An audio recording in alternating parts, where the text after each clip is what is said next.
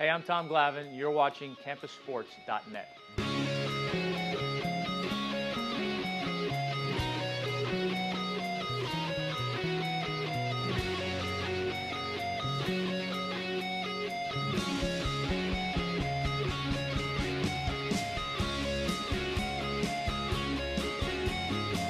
Hi, I'm Dave Osco for CampusSports.net, here with a very special episode of Time Out. Our guest today is a Hall of Famer, a 300-game winner, and the 1995 World Series MVP.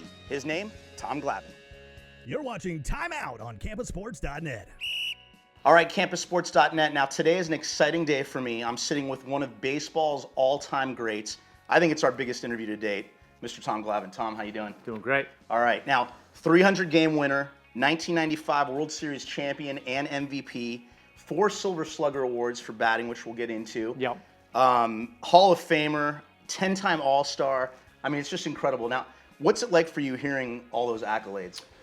You know, it's, I mean, I guess it's obviously culminated with the Hall of Fame, but it's sometimes it's all hard to believe, you know? I mean, I still look back a lot at doing it as a kid and growing up with it and having fun with it, and then being thrilled that I got an opportunity to get drafted and play professionally. And you know, never in my wildest dreams did I ever envision things going the way that they went. Right. I mean, I just wanted to get to the big leagues, have a decent little career, and you know, kind of be on my way like most guys. Yeah. Just so happened that as fate would have it, I played on some pretty darn good teams and had some great coaches, and everything kind of clicked. So yeah. Now, you were a 2-sport star. You got drafted to play NHL hockey, which was amazing. Obviously, I think you made the right choice. It would have been interesting to see if you could have played hockey and baseball at the same time. Yeah. Which would have been really, really cool. Now, a lot of people are probably thinking, Dave, why are you wearing a Cubs jersey when you're I was wondering that Tom when I came home. But well, there's a reason. August 5th, 2007, you're at Wrigley Field playing the Cubs that are wearing this jersey. And what happened on that day? It was a good day. That was the day of my 300th win. So it was good day, great place to do it. You know, again, one of those things. It's funny how it worked out. You know, I had a shot to do it my start before in Milwaukee, and it's one of those things that you know you just want to get it over with. You want to be done with it and move on. You know, because it's a distraction, obviously, for me, distraction for my teammates. So you just want to be done with it and put it to bed. And when I didn't do it in Milwaukee, obviously, I was disappointed that I had to wait to my next start. But as it turned out, pretty cool place to do it. Yeah, at Wrigley, one of the hallowed grounds of baseball. So what was it like? You came out in the 7th inning of that game? I think so, and you got to sit there for a couple innings. What's going through your mind? Well, I was at least happy we had a little bit of a lead, so there was a little bit of a comfort factor in that. But then at some point in time, I think the tying run ended up coming to the plate, and Billy Wagner came in, closed it out. So it got a little bit, I guess, more nerve-wracking than I was hoping it would be. But you know, like, it's just one of those nights that again, never envisioned being there. A lot of bumps along the way to get there, but to have that opportunity and to do it. You know, it's a date right up there with my anniversary that I'll never forget. I can tell you that. Right. Now, you on the field it was incredible because you were a very focused player. You didn't show a lot of emotion, whether it was joy or sadness or frustration. So in those type of situations, you know, how did you keep your cool? I just did. You know, it was funny. I had a minor league coach early on. And I don't know why. You know, we all have things that people tell us, and we hear 1,000 different things during the course of our life, but for some reason, some things stick. And I had a minor league coach tell me early on, I think I was in A-ball, he said, look, when you're out there pitching, act like you have everything under control, even if you don't. You don't want that team in the other dugout to think for a second that you're not in control or they're thinking, we got him today. Yeah. And I don't know why that stuck with me, but it did. And, you know, it probably helped that was kind of my demeanor anyway. You know, I wasn't one of those guys that could go out there and laugh and cut up and do all that stuff and feel like I could still do my job. I mean, I can't tell you how many people would tell me, oh, man, why don't you smile when you're pitching? You don't look like you're having fun. I had a ton of fun. I just couldn't do it that way. You know, I couldn't do it like Pedro Martinez did it. I mean, he was, you know, he had a blast out there, but that worked for him. Yeah. I couldn't do that. I always felt like I was going to jinx myself and things were going to go in the wrong direction the minute I did that. So it was my personality. I got that advice, and just from that point on, I don't know why, I always just tried to, you know, when I had it under control, it was easy. Right. But when things weren't going the way I wanted to, it was a little bit more difficult. But I always tried to make it look like I knew what I was doing. Now, you played with one of the greatest pitching staffs of all time, Greg Maddux, yourself, John Smoltz, Steve Avery. What was it that made you guys work so well together? You know, first and foremost, we all just got along really well. You know, even when Greg came over as a free agent and kind of joined the group, so to speak, he fit right in. And I think the common denominator for all of us was golf. We all love to play golf, and we played a ton of golf. And you know, that was what we enjoyed doing away from the baseball field. It was kind of our release. But, you know, I think that it was so much of what we did, obviously, was the culture was created by Bobby. And he was adamant and very good about when you walked in that clubhouse door, you left your ego outside. You know, we were 25 guys trying to accomplish a goal, and it was going to take everybody on that roster at some point in time was going to have to do something.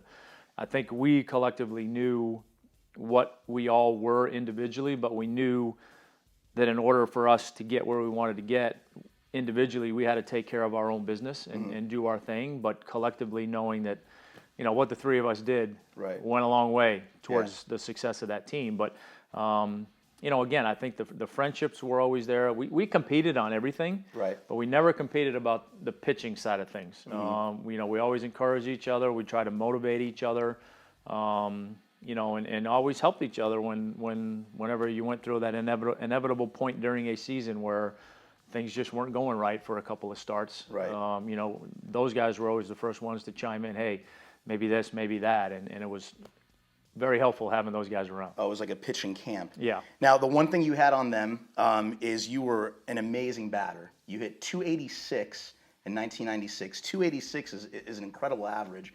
What was it about your approach to the plate that you think set you apart from a lot of the other pitchers? You had 4 Silver Slugger awards. You know, I think first and foremost, most of that just centered around my ability to bunt. You know, I mean, that's your job as a starting pitcher. You got to be able to bunt. And, you know, I always kind of took the approach that made me take it seriously was, you know, I got to do enough things as a pitcher wrong that Bobby's going to want to take me out of a game because of how I'm pitching. I was never going to put him in a position where he was going to take me out of a game late in the game because I couldn't lay down a bunt.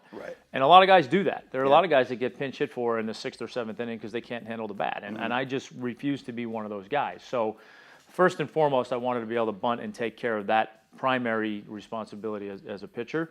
But then I think it was just, you know, I tried to make contact. You know, I only hit 1 home run, but I tried to make contact because I was always of the mindset, that's how I grew up, you know, you put the ball in play, you never know what's going to happen. I mean, that's not necessarily the case in today's game, but you put the ball in play, you don't strike out. And I think for me, I just kind of grooved that swing where I'd go up there, look for a fastball, and more times than not, if I got it, I'd put it in play and just happen to find a hole a few times. Now, would you rather strike out the side or hit a double in the gap? Ooh, can I do both? I mean, why not, right? You know, one.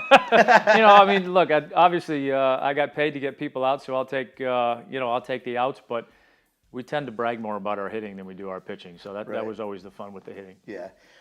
So now you played in a time before social media really took off. Thank God. Instagram, Twitter. Talk to me about how you think that's changed the game and how it's affected things.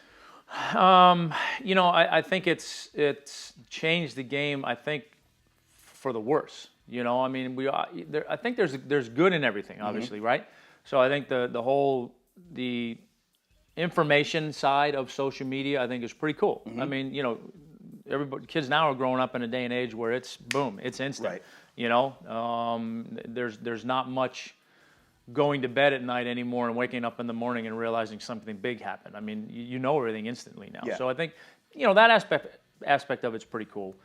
I don't like the fact that it allows people to so easily criticize people over things. And I think if you're playing in this day and age as an athlete, you get criticized enough.